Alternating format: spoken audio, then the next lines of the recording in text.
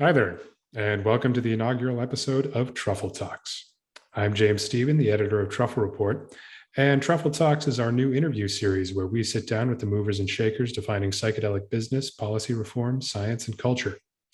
Joining us today is Dr. Reid Robison, Chief Medical Officer of Novamind, and we'll be discussing Novamind's recent pilot program to provide free-of-cost ketamine-assisted psychotherapy to frontline workers affected by COVID-19 in Utah and Colorado. Reid? Yeah, glad to be here. I'm Reid Robison, psychiatrist and Chief Medical Officer at Novamind. And so I got into psychiatry at first doing clinical trials, searching for better treatment options because traditional treatments fall short for so many people. But when I encountered ketamine and now other psychedelic medicines, it's been a source of great hope. Looking ahead to this paradigm shift and the combination of medicines plus psychotherapy in helping people not only heal and grow, but get more at the root underlying cause of mental health conditions, often without even taking a daily pill. So it's exciting to talk about this field. All right. And would you care to tell us a little bit about the ketamine-assisted psychotherapy program for frontline workers to get us started? Sure. This as a healthcare worker myself, I know that the risk of burnout, stress, even trauma in healthcare professions is really high. And it seems like the pandemic has further highlighted the urgent need for taking care of our mental health and new and improved ways of approaching that from a treatment standpoint. So we created, in collaboration with Wholeness in Colorado and Dr. Scott Shannon, one of my ketamine-assisted psychotherapy friends and mentors, and one of the pioneers in the space.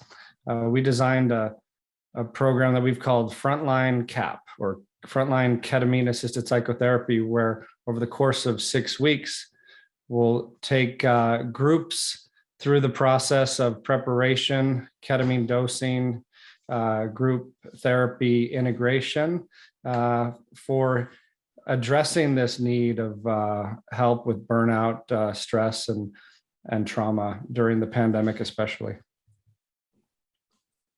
All right. Thank you. And Reid has brought along some of his own guests today. I'm pleased to introduce Jennifer Cope, who is a licensed associate marriage and family therapist at Mindful Counseling in Provo, Utah, and registered nurse Ryan Perez, who hasn't actually told me where he works yet, but I'm sure we'll get there.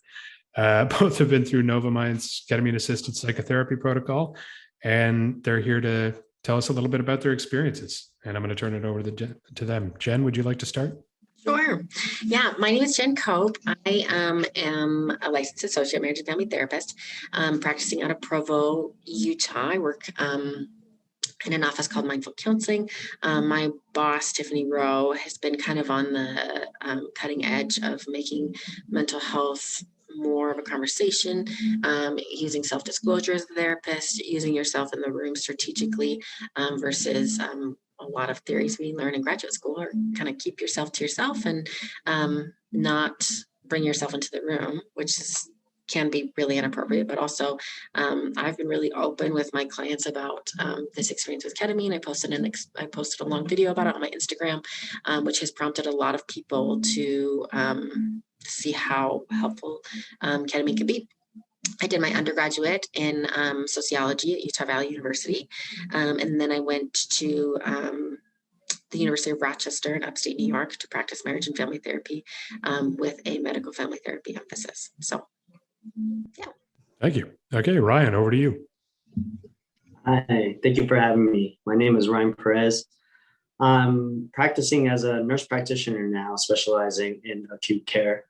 Background of mine is I was registered nurse for about 10 years.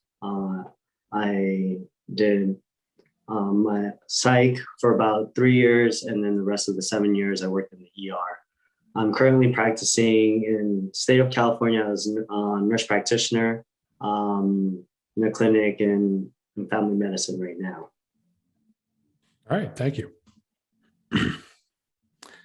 So Jen and Ryan, I'd like to just talk a little bit with both of you about the conditions in your workplaces during COVID and your reasons for participating in this CAP program, and sort of how you found yourselves there. Jen, if you'd like to go first again. Yeah, for sure. COVID has been an interesting, I mean, it's an understatement. Yeah, interesting is. It's been wow. Yeah. But I was finishing up my master's thesis when COVID happened. So I was in upstate New York, and just 5 hours away, it felt like there was an apocalypse happening in New York City. And so I felt like when everything started to happen in New York, it felt more controlled than I felt like in the rest of the United States, simply because we were flying nurses and doctors and things up from down south to come and help in our hospitals. My program was in a hospital, and so I felt, I don't know, it felt just like, let's walk up to this. This is a pandemic. This is really scary. People are dying. How can we be helpful? Everybody wears masks. That's kind of what it was like. And so that being said, we went virtual really fast. I didn't ever really go back on my school's campus after March of 2020. We had like a final picnic in like May before I came back to Utah, and we were all 10 feet apart and smiled at each other. And that was it. Mm-hmm. Like, that was kind of what it was like. And then moving to Utah really was a different experience. It's a different time zone and all the things. And it kind of rocked me a little bit that there was anything but an opinion of how scary this was. And there was anything but the thought that this is actually killing people by the thousands. And so I was really grateful.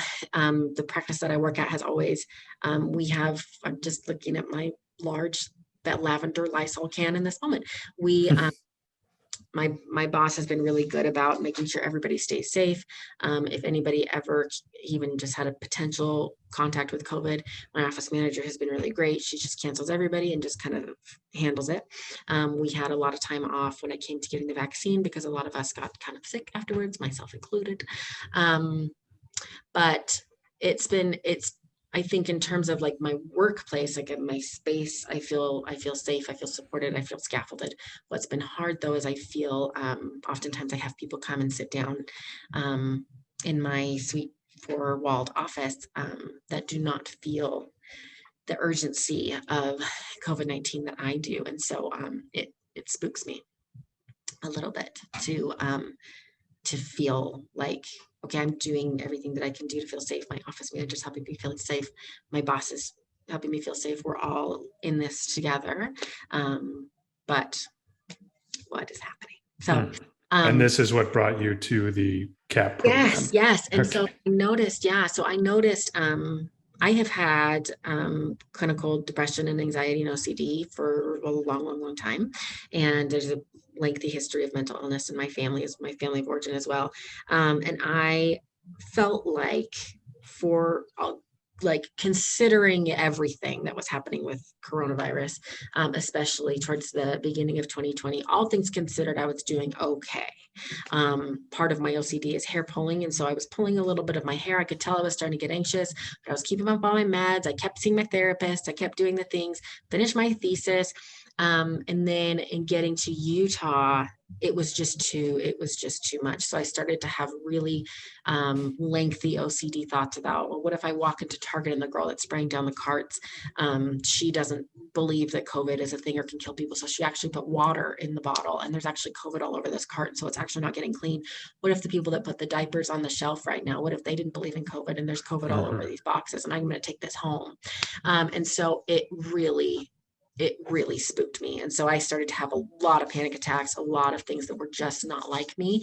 And I refer a lot of my clients to Cedar Psychiatry because I'm biopsychosocial for life. And so they were the only psychiatry website that I found that had that word, biopsychosocial. So I've referred everybody there. And so I followed them on Instagram, and they mentioned something about ketamine and frontline responders. And I'm like, well, I'm deeply unwell and I'm a frontline responder. This sounds wonderful for me. So it's been great. Okay. Thank you. Ryan, would you care to pick up on that? How Yes. did your experience at the start of the pandemic lead you to the CAP program? So I was currently working at emergency department as a registered nurse during the beginning of this pandemic. So In California. I was in California, correct? Yeah. So I was in the front line. We really didn't know what was going on. We didn't know what to expect. Well, all we saw was just a huge number of influx of very, very sick patients, and we didn't know how to deal with it. And so there was just, during these times, we were struggling. It was very short staffed. There was a lot of death. There was a lot of death that came along with it.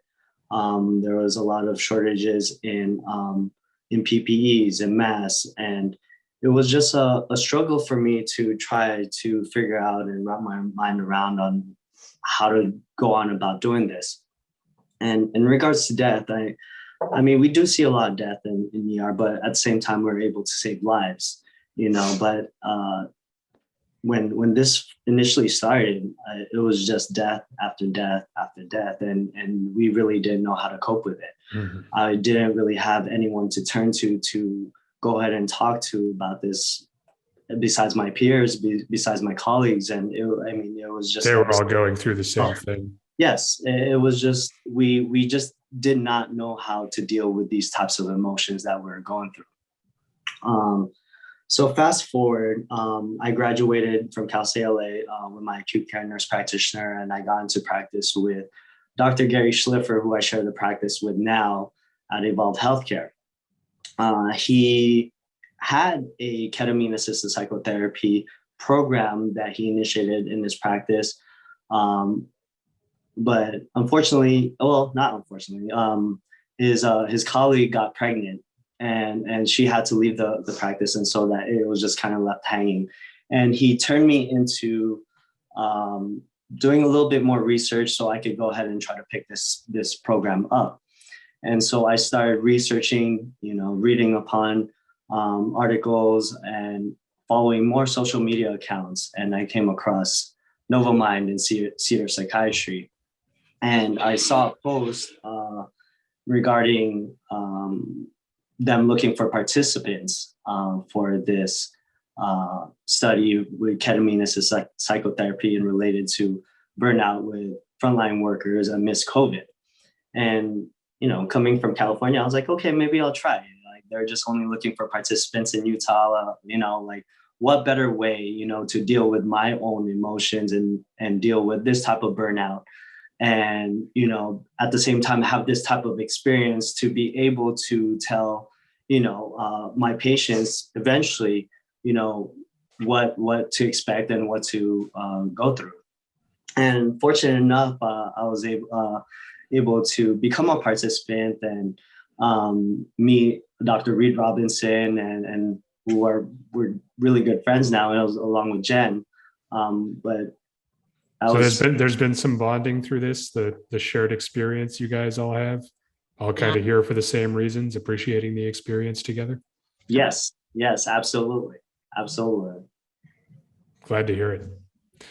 Okay, well, thank you. And I'm just going to ask both of you now how the experience has been for you. And I'm particularly interested, working in healthcare in these unprecedented times. How did the therapy resonate with you, and what kind of reactions have you seen from your friends, family, colleagues when you told them you were going through? What has the big difference been in your life personally, socially, professionally, all that sort of stuff?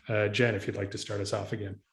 Yeah, for sure. One thing that I was thinking about as Ryan was talking, just kind of all of this happening. I mean, obviously, as a therapist, I feel privileged. I don't walk up to death the way that you do. I heard another therapist explain it like it's kind of like Groundhog Day, like you're talking about the same thing over and over and over and over again. And I think. Well, thank you for coming here to talk about it again. It's happening again. one thing, that in terms of what contributed to the, excuse me, the burnout for me was just like, I'm terrified of this. My OCD has rocked more than it's ever been. And I have to, I don't have I have to be a professional. Like, you're paying me to help you work through COVID when I actually cry all the time and I'm terrified. And so, in terms of, the experience of, the entirety of the clinical trial and the experience, I can't imagine ever having done anything like this in any other setting, because it worked so well for me. I feel like, to be the best therapist that I could be, I had to figure all of my stuff out, including my presence as a therapist, but also my presence as a human being on earth. I'm married. I have a 4-year-old, and there's just stuff all the time. And so it was really powerful through each ketamine dosing experience. I felt like I honed in on these different pieces of me that just made me feel more steady in the therapy room, whether that was processing my traumatic birth experience, whether that was processing leaving a high demand religion, whether that was processing just different kind of family stuff, OCD type stuff. It brought out and highlighted so much self-compassion for me, to where when I'm sitting in the therapy room and maybe somebody says something that I feel a reaction to, I immediately meet it with, oh my gosh, of course you're going to be stressed about that, Jen Cope. That applies to you too. And it's just like within an instant, instead of, me sitting there feeling like a crazy person because like, well, I'm supposed to be neutral and I'm not supposed to, like, of course I'm not going to like what that person said, or of course I'm going to resonate with what that person said to a point. You're a human being. You have feelings about things. It's actually crazy that I indeed am a human being. And so it's been really amazing, because my mental health journey has started from I was 11 and couldn't handle people swearing, because it was so intrusive for me.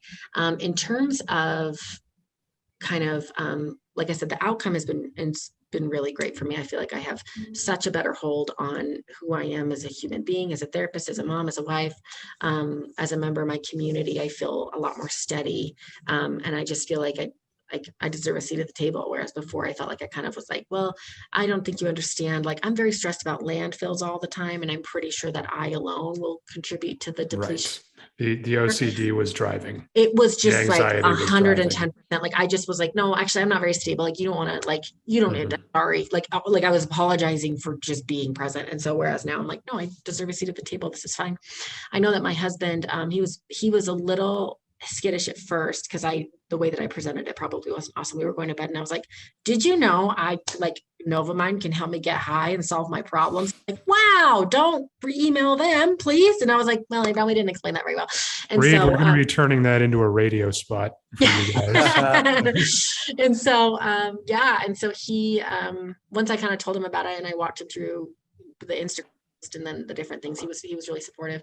He has noticed a super marked difference in me. Like, even just after the first dose, I got in the car, he's like, you look great. Like, just my body language was so much more relaxed. There was let's call it a massive release of tension. It was just, like, I was like, I literally feel like I just woke up from just a lovely nap. Like, I just feel great. I was met with a lot of discomfort from especially friends and family. There is still some stigma there. Oh, absolutely. I mean, when it's a psychedelic, right? Mm-hmm. And so I found myself sometimes, if I was telling people about it, or because you need a ride back home and all the things. So, my Tuesdays were just kind of canceled in general there for a minute. And so I found myself, like, if I told somebody I was doing this, I found like if I could read a vibe that they were just kind of like, oh, I would start presenting it with humor. I'd be like, well, this is just a weird thing that I do. Like, I just like go and get high and solve my drama. I was like, oh, LOL. When these experiences are so moving and so deep and so, like, I mean, for lack of a better word, sacred. And so it was an interesting position for me to like gaslight myself into like, oh, this is just a dumb thing that I do. That's like, actually, this is a huge game changer for me. And I've never been able to feel the way that I felt. And so, but you met some resistance when you were trying to express that to people. yeah. I think, I just, I know there were some people I didn't tell until either I was almost done or if I was like halfway through, because I mean, I think about it just now. I feel like I wanted evidence that like, no, I'm not just a drug seeking person, or I'm not Right. just. This is actually helping me at this point. This is like not just like the K-ball. I have the receipts. I feel good. Absolutely. Yeah. I'm justified. Look at me. I'm doing it. And so, but yeah, even now it's just been interesting. And so I've gotten a lot of positive feedback from kind of my social media community of people that have been really curious about it. I work a lot with OCD clients in general, just because I get it. And it's kind of my passion project. And I'm really, really optimistic. I have clients that have already made private CAP appointments as well. And so, I feel like the discomfort of people's reactions of like, what is happening? And, why are you taking a substance like that?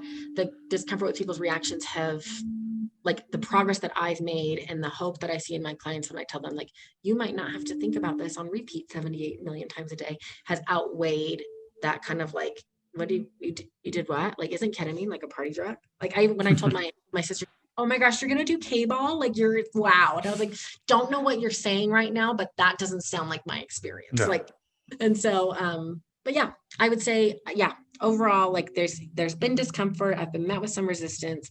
I think I've kind of resisted that in myself just because of my own internalized stigma around different things, my own blind spots around like different types of mental health solutions.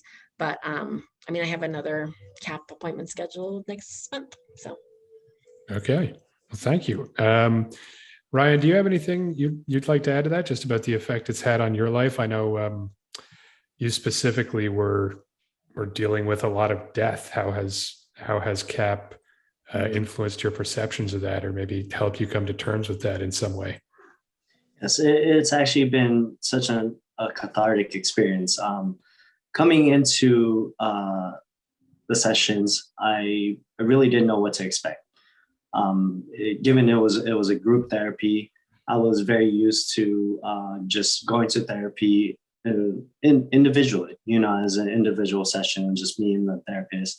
And so I was very nervous about it. But as the sessions went through, I was actually able to face and deal with a lot of emotions that I've been repressing for so long, and been able to talk about it wholeheartedly and be able to cope with it. It actually has, when thinking about all the sessions that I've had and the outcome, when during these sessions, I was able to find myself in a peaceful, timeless space. And from there, I took that and into situations in real life. For example, if like, during a busy time in the ER or like just a stressful time in my life, I would just stand back and take a second and actually take myself back to that same place during that session where it was just timeless and peaceful. You could just find a little serenity in these chaotic moments. Find a little bit, correct. And, initially I was faced with mixed emotions with my friends and my family. Ketamine was more used like as a street drug or anesthetic. And they're like, okay, it's not like, taking a fat slug at a party and then just, being in the hole, in which I just had to explain that. And you're right. There is a lot of stigma still, especially in psychedelics. And, but there were some people who were truly interested in what I was doing, and everyone is trying to heal. And everyone's trying to find themselves and be happy, and everyone's trying to figure their lives out. And I explained that to them because I was going through my own journey itself, and it was such a crazy time in my life where everything seemed to align, and I was going through this journey of just trying to find myself as well, and I was able to participate in this program, and so it just the outcomes were just so powerful. And for it to be in a group setting, going back, it was so much more powerful to be in a group setting because it just reminded me of an ancestral ceremonial type of setting, and that's where the experience was. Yeah, it's a big part of the power of all of this. Yes, absolutely. And for us to go back into like an ancestral ceremonial type of experience, to be able to feel, heal, and deal was just amazing. I would also say it's something we're all kind of missing a bit of during COVID, the opportunities to get together and sort of jam and heal on that level, or maybe not as plentiful as they used to be. Yes, that's correct. I mean, everyone's just been stuck in their rooms and their bubbles. No social life, and for us to actually be able to get together and talk about our experiences and deal with our experiences together actually just made it so much more powerful for us to just, look at it in the limelight where like, hey, ketamine is not that bad. It's just not a bad thing. It's such a powerful tool for us to use to be able to deal with like external experiences. Mm-hmm. All right. Well, thank you both for sharing all that. Obviously, it's very powerful stuff. I am happy to hear that you got what you needed out of it, and that you have, developed this bond between yourselves and presumably the other participants in the CAP program. And will you be going back together to do more of these group sessions? I would love to. Right. I would definitely love to. I mean, I know I'm located in California, but it's a little bit more of a drive. Racked up a lot of miles, so he probably has a free trip now. Okay, great. Absolutely. Mm-hmm. All right. Well, thank you, guys. I'm just going to turn it back over to Reid and to talk about, from the clinical side and for Novamind, what the results of the CAP program have been. Were there any things that really surprised you? And just what do you think the next steps for the program are? How do we scale this and help more people, if not directly frontline workers, then, the burnout prone? Who can this be applied to? Well, first of all, I've just got to say that it was such an honor to witness the work that Ryan and Jen and the others in the group did.